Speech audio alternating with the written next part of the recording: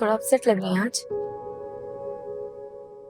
नहीं, बस काम की टेंशन है। अब इत्तेफाकन मैंने रात में आपकी और आपकी अम्मी की बातें सुन ली थी, तो वो मैं नो वरी, मैं उन्हें समझा लूंगा। ये बस अम्मी की ख्वाहिश है, तुम पर कोई प्रेशर नहीं है। अगर मैं कहूँ कि मेरी भी ये ख्वाहिश है तो मैं तुम्हें कहूंगा कि अभी तुम अपनी पढ़ाई पर तवज्जो दो। इन कामों के लिए सारी उम्र पड़ी।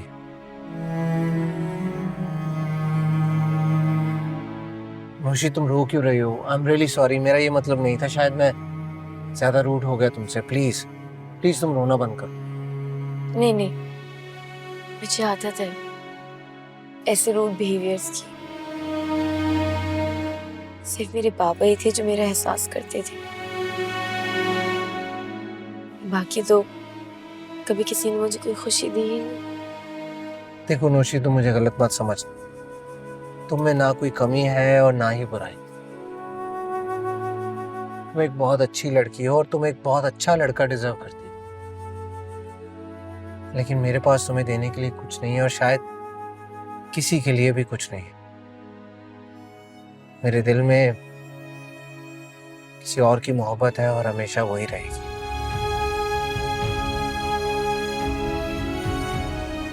I am really sorry.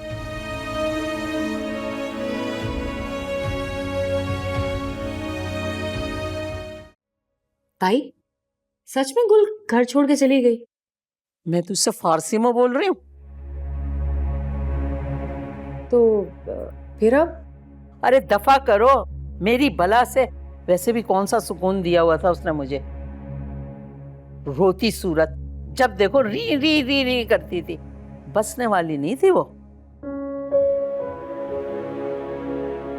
क्या हुआ अम्मा, सुबह सुबह किस पे इतना गुस्सा हो रही हैं? अपनी किस्मत को रो रहे हैं भैया। कुछ पता तो चले कि हुआ क्या है। गुल घर छोड़ के चली गई है। क्या? कब? कल रात तक तो वो यहीं थी। अरे अभी निकली है, इतना बड़ा बैग लेके, जैसे जिंदगी भर वापस नहीं आएगी। क्या मतलब है? तो आपने रोका नहीं उसे? लो, वो भला कहाँ रुकती।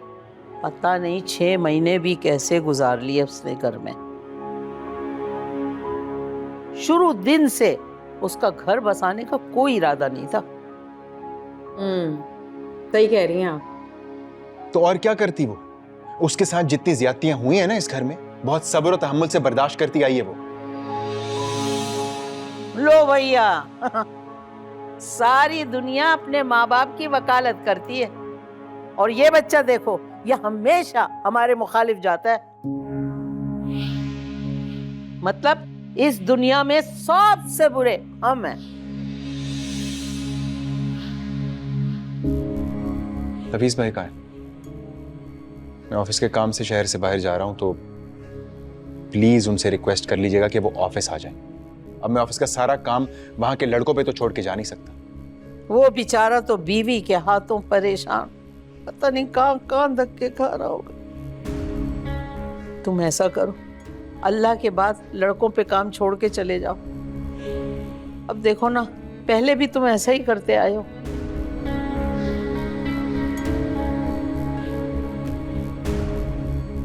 और बात सुन, जाके एक गिलास दूध गर्म करके ला और वो कमबख्त एक सर के दर्द की गोली भी लाना। जा। हाँ हाँ, मैं ताती। मालूमात बताती है मुझे। कमबख्त समझती है, मैं इसकी बातें नहीं समझती, जो जो ये शुरलियां लगा रही होती इधर बैठ के। सुरैया को कॉल करके बताऊं क्या मुसीबत उसके घर आने वाली है। अबे तू तो ठीक हो जा।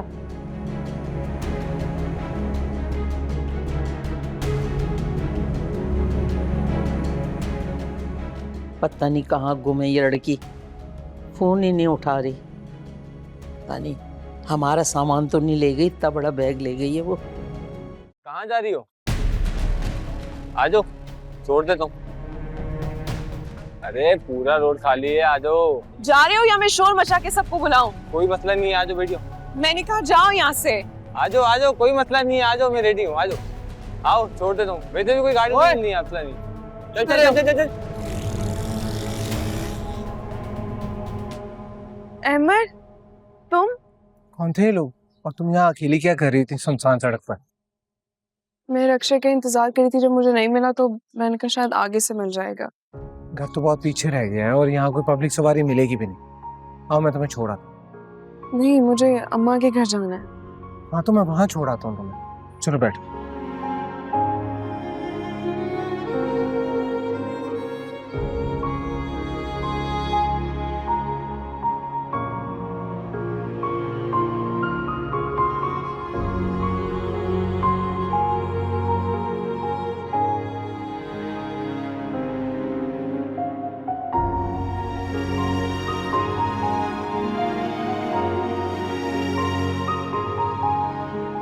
यार अब बोर मत करो, कुछ तो बोलो, कब से मुंह पे दही जमा के बैठी हुई हो। मैं बहुत परेशान हूँ।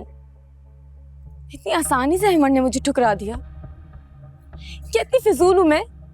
तो तुम्हारी गलती है ना, जिस मकान पे किसी और के नाम की तख्ती हो वहां अपना घर बसाने की तमन्ना नहीं करते। फिर भी यार, ये कौन सा मर्द है जो आज की दुनिया में एक ही औरत का गौव लगा के बैठा हुआ है? यहाँ तो तू नहीं तो और सही वाला हिसाब चलता है। तुम तो खुद कहती थी अहमद सबसे अलग है, फिर क्यों हैरान हो रही हो उसकी वफा पे? क्योंकि वो वफा एक बेवफा से करने की कोशिश कर रहा है, जो कि सिर्फ और सिर्फ बेवकूफी है। तो फिर ये बात कौन समझाएगा उसे? यही तो समझ नहीं आ रही मुझे। ऐसा क्या करूं कि उस गुल का नामो निशान उसके दिल और दिमाग से मिट जाए। फिर तुम सब्र करो और ट्राई अगेन करो। पत्थर भी मुसलसल पानी पड़ता रहे तो उसमें भी सुराख हो जाता है। ये तो फिर भी मर्द का दिल है, दिल भी पिघल जाएगा और पत्थर भी। बस तुम हार नहीं मानना। ये इश्क नहीं आसान, बस इतना समझ लीजिए, एक आग का दरिया है और डूब के जाना है। गुल तुम ठीक हो? कुछ पियोगी गुल? गुल? हाँ? आ गया घर? नहीं, घर अभी नहीं आया, बस पहुंचने वाले हैं थोड़ी देर में। तुम कुछ पियोगी? मुझे अपना फोन दे दो, मुझे अम्मा को कॉल करनी है, मेरा नंबर बंद हो गया।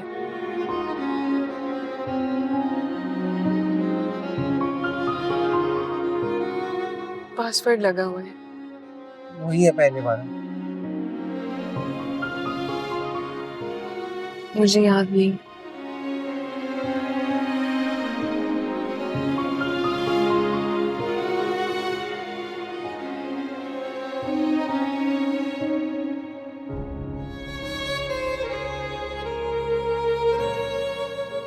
अम्मा का नंबर बंद है। टेंशन मत लो, बस हम पहुंचने वाले हैं।